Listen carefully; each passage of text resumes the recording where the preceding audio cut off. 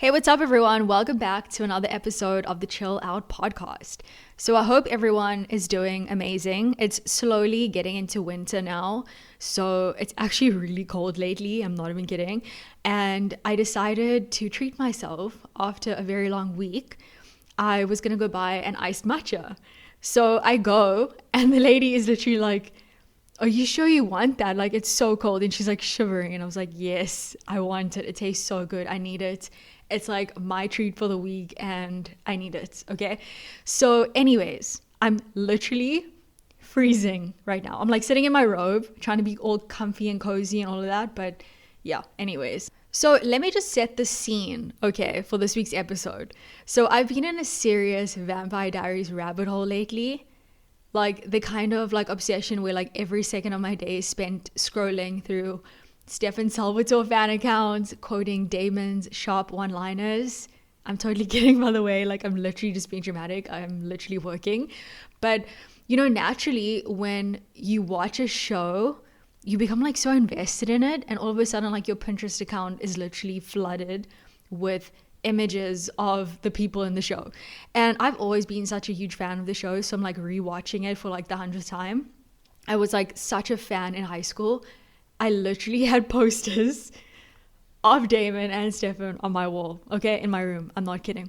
So naturally, when like you're invested in that much of something or someone, you start getting some bold ideas, okay? And one of those bold ideas was like DMing Paul Wesley. Yes, that Paul Wesley, okay, the actor who played Stefan Salvatore. And I'm literally laughing right now because it sounds so dramatic. So like, please do not click out of this episode. In fact, like I would usually be the last person to slide into anyone's DMs, let alone someone with like that level of fame. But in that moment, I just realized something, okay? Sometimes you have to just go for it. Sometimes you have to believe in yourself so much that it becomes borderline delusional. And that's the point I'm trying to make. Because here's the thing, if you don't take the risk, I feel like you'll never know what could have been. And literally, this guy has a girlfriend. Okay, and I'm not about that type of life. But the point I'm trying to make is, you know what? Sometimes in life, you are like so afraid to do something, or you think that you don't deserve it, or like it's not going to work out, and then you don't even give it a shot. And I knew that obviously he's not going to respond back to me, but just the effort of like putting myself out there and like just popping a message, even if I didn't mean to or want to or expected a response, it's just like that action of doing something because you're just gonna give it a shot, okay? And no, okay, like I said, I did not expect Paul Wesley to respond.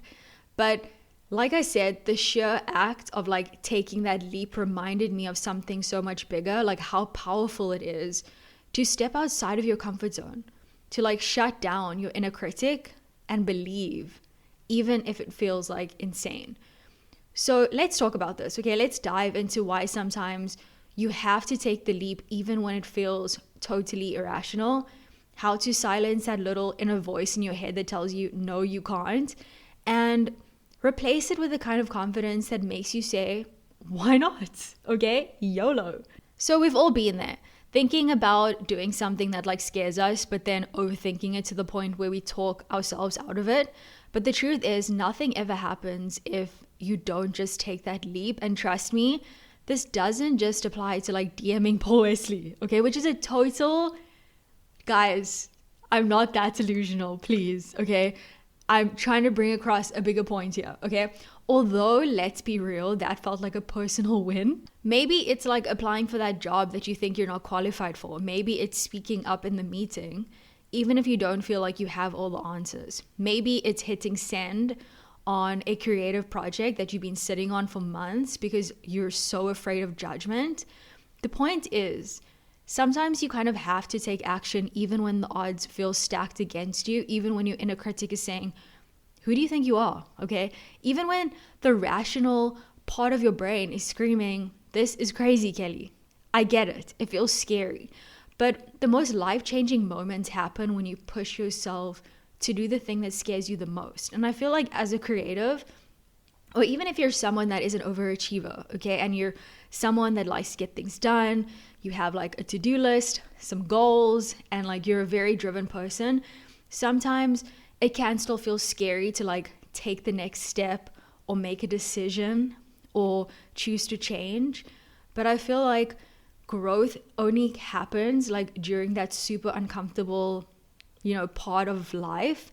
And it feels uncomfortable in the moment and it feels scary. But once you actually get comfortable with being uncomfortable, and I know this sounds so Pinteresty, but I literally mean this, when you become really comfortable with that feeling of feeling uneasy and feeling not like yourself right now and feeling super uncomfortable, that's when growth happens, because now you're forcing yourself to figure out ways to navigate through it. And from that is where growth really happens. Do you ever have like those days where you feel completely like drained or uninspired or like you're just not good enough? Same, okay? But here's the thing. You can't afford to like let your inner critic win all the time. Not today, not tomorrow, but like your inner critic can't always win, okay? Believing in yourself is not a suggestion, it's a must. And the crazy thing is, the more you believe in yourself, the more opportunities that you'll see, the more chances you'll take, the more delusional your confidence will feel. But let me tell you something.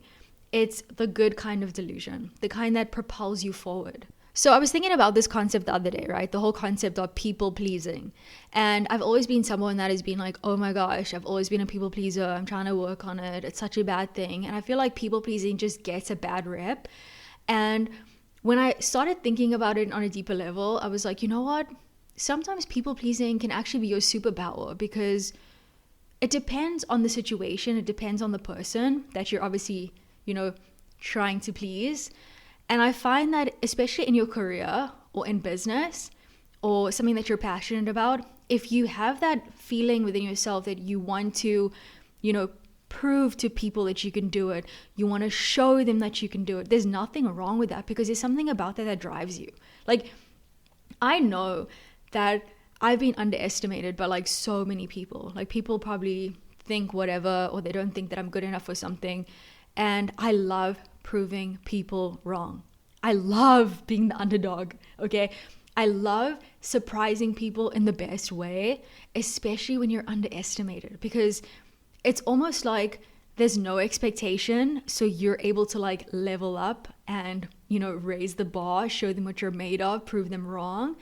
And that type of stuff drives me in life, okay?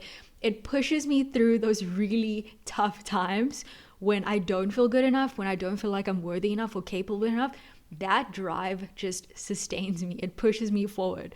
And I feel like with people pleasing, I've been in work situations where you respect someone so much and they've raised the bar to a certain level and you are so inspired by that. And you just want to please them. You want to make them like happy. You want to show them that you are capable of being on that level or even exceeding it. And that type of stuff also really fuels me, because I find that when you want to actually put your best foot forward and you want to show people what you're made of and you want to prove people wrong, there's nothing wrong with that.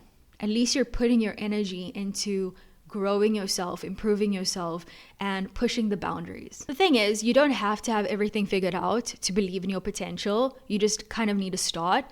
The belief doesn't have to be perfect or even realistic all the time. Like, it just needs to exist.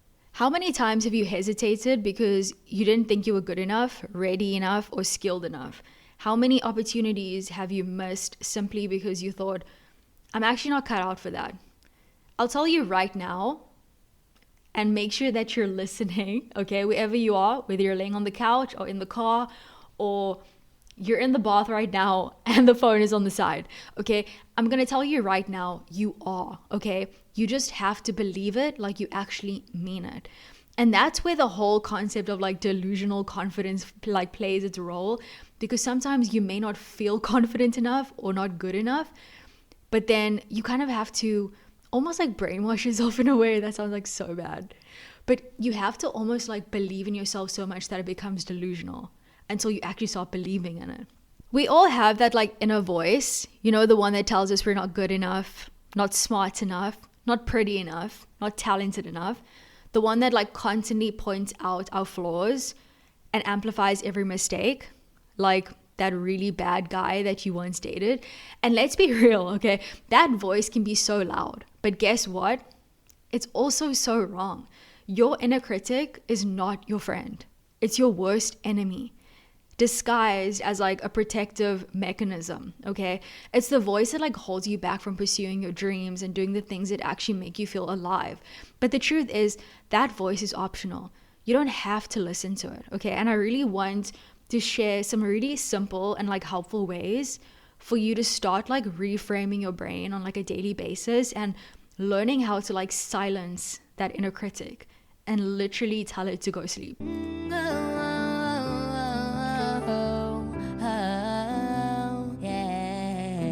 So the first thing is start talking back. Your inner critic gets louder the more you listen to it. It wants you to stay small, to stay safe, and to avoid stepping into your power. But the moment that you start talking back, the volume starts to fade. Like, tell yourself, I am enough. Tell yourself, I've got this. Tell yourself, who says I can't? The more that you actually affirm your worth and silence that negativity, the easier it becomes to tune it out. You know, there's this thing that people say where you're supposed to like sit in your feels and feel sorry for yourself and allow it to happen. And trust me, I'm so for that. Okay, sometimes you just need a moment to sit in your self-pity, okay? And it's a good thing. Okay, so you can just get back up again, feel your feels, and then move on. But the whole thing about trying to stop your thoughts and trying to like silence the negative ones, it is possible, guys, okay? And this is coming from me, okay? I have a very active brain and I have anxiety and it sucks sometimes, okay? And I'm pretty sure I have a little bit of OCD. But the thing is, when it comes to like telling your thoughts to honestly go sleep, you can do it. Sometimes it just means distracting yourself for a second just so that thought can kind of like pass. Because sure, it pops up, but you're able to like distract yourself or literally be like, no, not now. And kind of like just move forward. And trust me, it works. Because I find that when you hold on to that thought, it's not a good thing to hold on to it for too long. Because then you start thinking about the past and you start thinking about this and then you start feeling bad about yourself. And that's when the whole thing starts to spiral out. So what I would suggest, and something that I've tried to do every single day, and sometimes it's hard, okay? Because sometimes you want to like sit in it and then kind of like process it. Try and ask yourself, why am I thinking about this? How can I work through it? Is this true? But there are times when something pops up in your head that is not valuable to you. Try and distract yourself for that second, okay? Snap yourself out of it, literally. The next thing is take one small step every day. So one of the best ways to overpower your inner critic is by doing. Even if it's just one small thing, every action you take is like a slap in the face to that voice. Maybe it's like sending a risky email or making a phone call that you've been putting off. Maybe it's like saying yes to an opportunity that really scares you, but you really want. When you show up, your inner critic loses all of its power. You take control now. And the more that you do that, the more you prove to yourself that you are capable. Number 3 is shift your focus from what could go wrong to what could go right. So that little voice in your head loves to dwell, okay, on what might go wrong. What if you fail? What if you embarrass yourself? What if it doesn't work out? That's all it ever says. It's getting tired, okay? That narrative in your mind, it's honestly on like an endless loop and it needs to be stopped, literally. But try to like flip the script. So what if you succeed? What if this leads to exactly what you want? What if the risk pays off in ways you can't even imagine? Start thinking about the potential rewards, not the risks all the time, and watch how quickly your inner critic starts to quiet down. Number 4 is surround yourself with people who actually lift you up. One of the easiest ways to drown out that inner voice is by surrounding yourself with positive, supportive people who remind you of your worth. They'll be there to remind you when you're too hard on yourself, cheer you on when you're scared, and help you push forward when you feel stuck. Positive energy is definitely contagious, and sometimes you need a good dose of it to really counteract the negativity in your head. And if you're someone who spends a lot of time alone, doesn't really have people in their life that they can depend on, you have yourself. That's why I always love to discuss how important it is to focus on building a really healthy relationship with yourself so that you're able to support yourself through those really low moments and counteract the negativity yourself. Number 4 is just go for it, which is literally the theme of this whole episode if you haven't noticed. Sometimes the best advice that I can give you is simple. Just go for it. Believe in yourself so much that you're willing to take risks even when it feels absolutely ridiculous and people are like, what are you doing? Push past the doubt. Ignore the voice in your head that tells you you're not good enough, because you are, okay? You are good enough. And when you start believing that, you'll realize that nothing is truly off limits. I feel like when you become really comfortable in who you are, and it's obviously an ongoing journey, like people constantly evolve so much, and it's such a good thing to be someone that loves to learn and grow and evolve, and it's such a beautiful thing too about life because it makes you human. But when you really focus on the relationship that you have with yourself, and you put yourself first and you focus on what you need, you're able to really tap into that inner intuition, and that is going to guide you in so many beautiful ways, and it's going to allow you to push past those limiting beliefs that you have in your life that are literally holding you back and not giving you anything valuable. I like to add humor to really deep convos. Maybe it's something that I do because I'm nervous. Maybe it's something that I do because it's my coping mechanism in life in general. Like, I'm not even kidding. But, it's fun to not take yourself so seriously, okay? Because why not? I feel like when you don't take yourself too seriously and you're not afraid to be like embarrassing and cringe, that's when you're like living life to the fullest, in my opinion. And it keeps you young. There's this like illusion floating around, whether it's from social media or movies or even motivational speakers, that life is supposed to be this perfect, easygoing journey where everything just falls into place because you deserve it. And that's why I love Tony Robbins, because he just says it how it is. Don't just look at all of the glamorous Instagram posts, okay, where it seems like everyone is living their best life, or you hear about people who seem to be like effortlessly achieving everything they've like ever dreamed of. It can make you feel like your life should look like that. But let me be the first to tell you, it does not work like that. We all want the life that we dream about, the one that like fills us up with excitement to wake up every morning. We want the success, we want the love, the happiness, the financial freedom, the freedom of time, and all the things we think will make life feel like one big, beautiful adventure. But here's the hard truth. None of that happens without real consistent effort. You can't expect your life to feel amazing if you don't show up for it every day and actually put in the work. And I get it. Okay, it's easy to get discouraged. It's easy to like look around and see others winning while you feel stuck. But I'm here to remind you that what you see is not the whole story. The things that come easily to people didn't actually come easy to them at all. Putting one foot in front of the other, and often doing the things you don't actually want to do. Whether it's waking up early to work, making the tough decisions, or pushing yourself through when it feels like nothing is working. Or even going to like that really hectic HIIT or like Pilates class. That one that you want to go to because it looks so aesthetically pleasing. It's going to make you feel good, but you still dread it. It's the uncomfortable reality that the path to success, happiness, and fulfillment is a long-term game. You don't just wake up one day and everything falls into place. Life doesn't just like happen for you. You have to make it happen. And here's the thing, the effort that you put into your life will always determine how your life looks. The work doesn't always have to be big or dramatic. It doesn't need to be some grand, earth-shattering like task that like changes everything overnight. In fact, sometimes the best progress comes from small, consistent efforts. Whether it's choosing to make yourself a really delicious, healthy meal tonight, or go to a yoga class, or go for a long walk on the beach, doing things that make you feel good, and those consistent habits end up building into something much bigger. It's not about like chasing after every shiny object, every new goal, every quick fix. It's about showing up for the things that matter the most to you day after day, even when you don't feel like it, even when it's easier to quit, to stay comfortable, to avoid the hard stuff. But if you want your life to be one that you can't wait to wake up to, you have to start putting in the work. And I'm so grateful. I feel like I've honestly lived multiple lives. I'm not even kidding. But I'm so grateful that I had the experiences that I had in my early 20s, especially starting out in the whole working environment, because I was exposed to meeting people in certain lifestyles, and I was hanging out at Cafe Caprice in Camps Bay, like literally all the time. And you kind of like are around this like new group of people that have like money, and it's just all about image. And I thought that that is what I wanted. And when I got to experience something like that, or even just like a little glimpse of that, I soon realized that that actually isn't what I want. That's not what I'm striving for. Like, I want something deeper. I want something that feels more like me.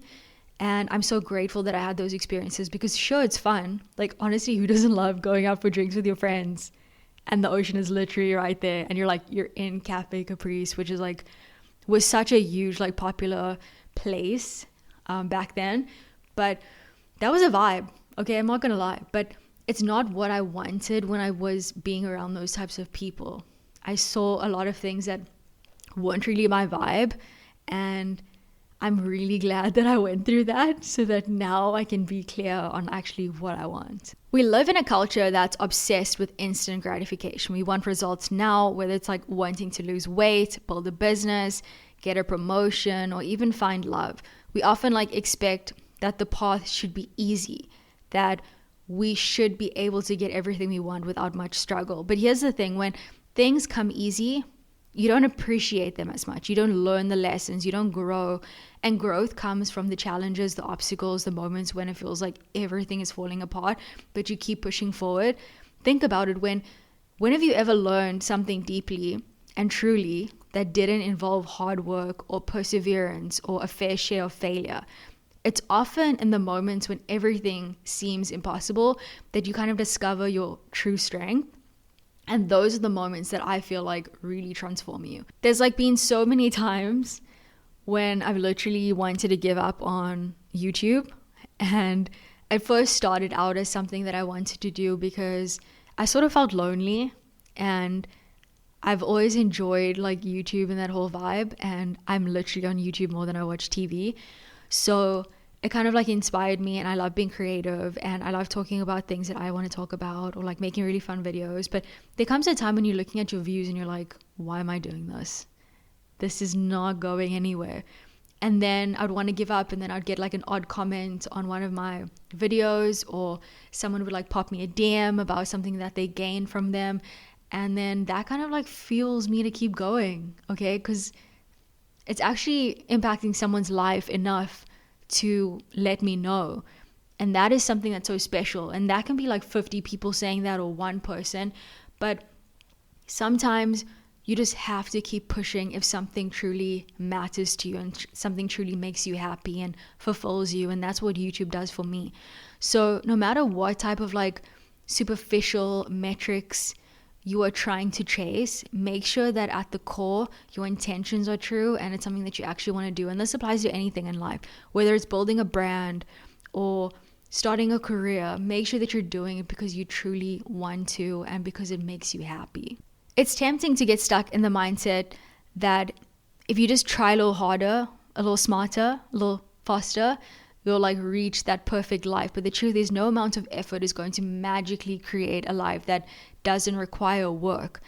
That dream life, the one that you see in your head, it is going to take effort, and it is important to be realistic with yourself, because you don't want to get to a point where you're like being so delusional and then you don't achieve something and then you're thinking, I'm so terrible, like I suck, why am I doing this? And then you just give up. You need to kind of manage your expectations, but obviously break those barriers of those limiting beliefs, guys. This is where the mental work comes into play, because you have to consistently put in the effort, but also embrace the non-glamorous parts of the process.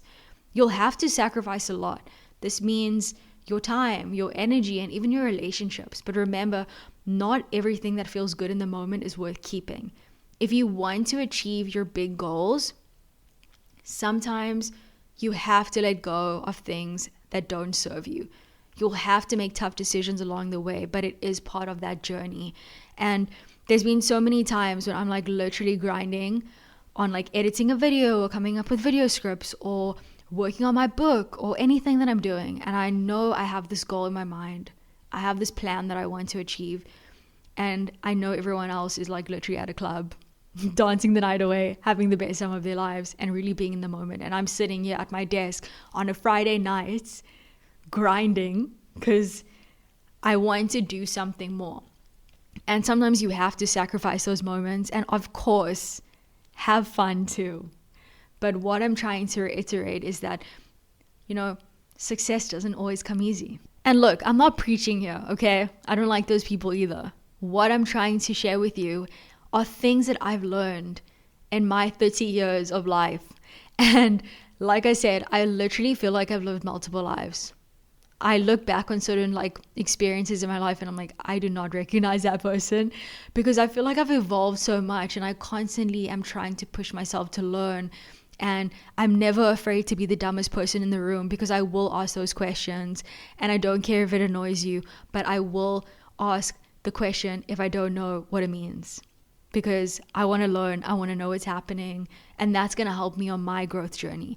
So it's important that you really be real with yourself, but also never stop believing in what you're capable of doing. I've had so many disappointments in life, so many setbacks, so many failures, so many people who make you feel so less than. And there are moments when I've literally felt like maybe they're actually true and maybe they're right about me. But I saw this really empowering quote on YouTube. Someone was basically saying that if someone says no to you, you're in the wrong room, which is so valuable, because don't always take rejection as a bad thing. Sometimes it might be leading you towards something so much better. Every challenge teaches you something new and brings you one step closer to your goal. If you can learn to rather see struggles as opportunities, you will be better equipped to face them head on. And that was the whole theme of my book, which is called Bright Days Ahead. It's available on Amazon. I know it's like a shameless plug, but it's actually a really good book, guys. Check it out. But that was the theme of my book. It was about how powerful perspective is. If I look at a lot of the experiences that I've gone through, I could be so resentful, so bitter. I could allow that to stop me from moving forward. But it's all about shifting your perspective. If you think about everything in your life, all of those chain of events have helped you become the person that you are today. Perspective is a powerful thing, okay? It's all about just shifting that mindset and looking at something from a different perspective. Changing the way you respond to things and learning and soaking up all of those lessons, and it kind of allowing that to propel you forward. One of the best pieces of advice that I've gotten in life is consistency is key. And instead of focusing on making something perfect or only doing something when you feel ready, you're never going to feel ready, okay?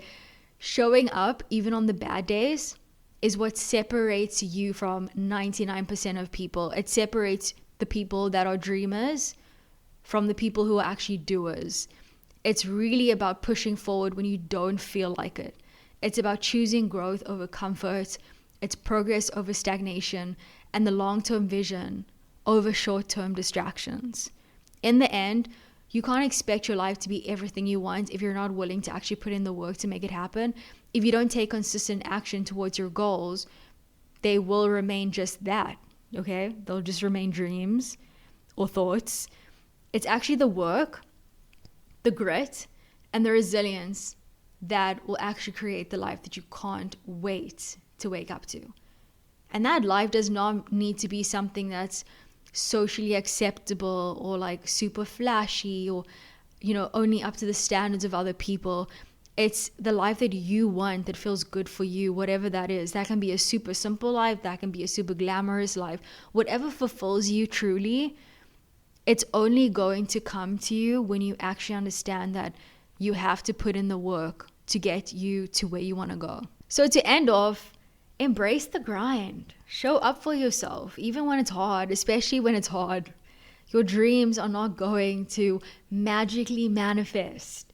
They're going to be built by you, one step at a time. Don't put so much pressure on yourself. And trust me, when you start putting in that hard work, the results will feel like they were worth every second of the journey. And it will also feel so much more fulfilling. What is fun about getting something super easy? You don't actually appreciate it, okay? Because literally no work went behind it to get you to where you are. there's something so powerful and there's so much gratitude that surrounds that. And it's so fulfilling.